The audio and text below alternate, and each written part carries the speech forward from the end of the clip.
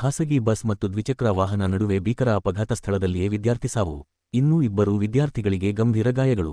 ಚಿಂತಾಮಣಿ ಬೆಂಗಳೂರು ರಸ್ತೆಯ ಕಟಮಾಚನಹಳ್ಳಿ ಗೇಟ್ ಬಳಿ ಖಾಸಗಿ ಬಸ್ ಹಾಗೂ ದ್ವಿಚಕ್ರ ವಾಹನದ ನಡುವೆ ಸಂಭವಿಸಿದ ಭೀಕರ ಅಪಘಾತದಲ್ಲಿ ದ್ವಿಚಕ್ರ ವಾಹನದ ಹಿಂಬದಿಯಲ್ಲಿ ಕುಳಿತಿದ್ದ 16 ವರ್ಷದ ವಿದ್ಯಾರ್ಥಿನಿ ಮೃತಪಟ್ಟಿದ್ದು, ಇಬ್ಬರು ವಿದ್ಯಾರ್ಥಿನಿಯರು ತೀವ್ರವಾಗಿ ಗಾಯಗೊಂಡಿರುವ ಘಟನೆ ಶನಿವಾರ ಬೆಳಿಗ್ಗೆ ನಡೆದಿದೆ.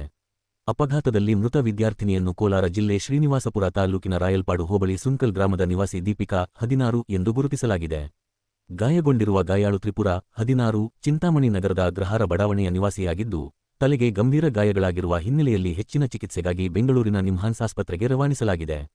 ಮತ್ತೊಬ್ಬ ಗಾಯಾಳು ಮುರಗಮಲ್ಲ ಹೋಬಳಿ ಮರಿನಾಯಕನಹಳ್ಳಿ ಗ್ರಾಮದ ವಿದ್ಯಾರ್ಥಿನಿ ಸ್ಮಿತಾ 16 ಅವರಿಗೆ ಕಾಲು ಮುರಿದಿದ್ದು, ಆಕೆಯನ್ನು ಕೋಲಾರದ ಎಸ್ಎನ್ಆರ್ ಆಸ್ಪತ್ರೆಗೆ ದಾಖಲಿಸಲಾಗಿದೆ. ಮೂವರು ವಿದ್ಯಾರ್ಥಿನಿಯರು ಚಿಂತಾಮಣಿ ನಗರದ ಚೇಳೂರು ರಸ್ತೆಯಲ್ಲಿರುವ ಖಾಸಗಿ ಕಾಲೇಜಿನಲ್ಲಿ ಪ್ರಥಮ ಪಿಯುಸಿ ವ್ಯಾಸಂಗ ಮಾಡುತ್ತಿದ್ದರು ಎನ್ನಲಾಗಿದೆ. ಸ್ವಾತಂತ್ರ್ಯ ದಿನದ ಪ್ರಯುಕ್ತ ಕಾಲೇಜಿಗೆ ಬಂದಿದ್ದ ಅವರು ಶ್ರಾವಣ ಶನಿವಾರದ ಹಿನ್ನೆಲೆಯಲ್ಲಿ ಕೈವಾರ ದೇವಾಲಯಕ್ಕೆ ದ್ವಿಚಕ್ರ ವಾಹನದಲ್ಲಿ ಸ್ನೇಹಿತರೊಂದಿಗೆ ತೆರಳುತ್ತಿದ್ದರು ಎನ್ನಲಾಗಿದೆ.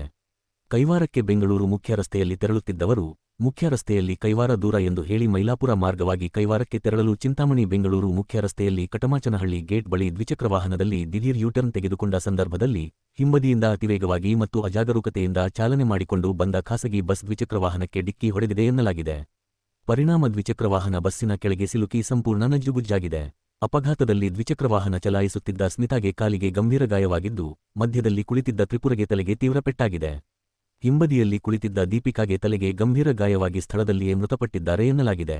ವಿಷಯ ತಿಳಿದು ಸ್ಥಳಕ್ಕೆ ಚಿಂತಾಮಣಿ ಗ್ರಾಮಾಂತರ ಠಾಣೆಯ ಪೊಲೀಸರು ಭೇಟಿ ನೀಡಿ ಪರಿಶೀಲನೆ ನಡೆಸಿದರು. ಗಾಯಾಳುಗಳನ್ನು ಚಿಂತಾಮಣಿಯ ಸಾರ್ವಜನಿಕ ಆಸ್ಪತ್ರೆಗೆ ದಾಖಲಿಸಿ ಬಳಿಕ ಹೆಚ್ಚಿನ ಚಿಕಿತ್ಸೆಗಾಗಿ ಕೋಲಾರ ಹಾಗೂ ಬೆಂಗಳೂರಿನ ಆಸ್ಪತ್ರೆಗಳಿಗೆ ರವಾನಿಸಲಾಯಿತು. ಅಪಘಾತದ ಬಳಿಕ ಖಾಸಗಿ ಬಸ್ ಚಾಲಕ ಸ್ಥಳದಿಂದ ಪರಾರಿಯಾಗಿದ್ದಾನೆ ಎನ್ನಲಾಗಿದ್ದು, ಚಿಂತಾಮಣಿ ಗ್ರಾಮಾಂತರ ಠಾಣೆ ಪೊಲೀಸರು ಪ್ರಕರಣ ದಾಖಲಿಸಿಕೊಂಡು ತನಿಖೆ ಮುಂದುವರೆಸಿದ್ದಾರೆ.